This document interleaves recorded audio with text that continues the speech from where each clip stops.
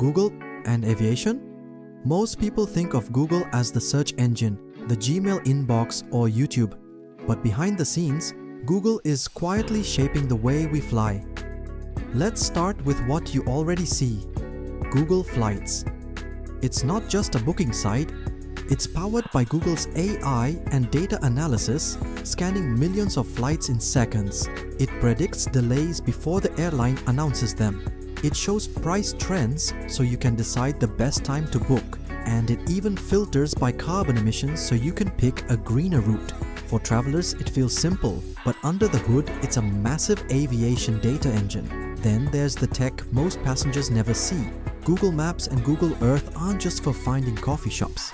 Airlines and airports use them for 3D terrain mapping, route planning, and even simulating flight paths. Some airports partner with Google to use real-time analytics, tracking passenger flow to reduce security line times, improving gate assignments, and coordinating ground crews more efficiently. Even drone companies rely on Google's mapping APIs for navigation and obstacle detection. That means Google's fingerprints are on everything from your boarding pass to the air traffic above your city. Why does this matter? Because air travel is one of the most complex industries in the world. Every minute saved, every ounce of fuel conserved, every delay predicted, it all adds up.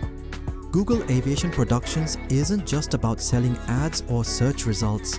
It's about connecting the dots between data, technology, and the human experience of flight. So next time you're in the air, remember, the systems helping you get there might be powered by the same company that helps you find cat videos. Google's not just in your phone, it's in the sky.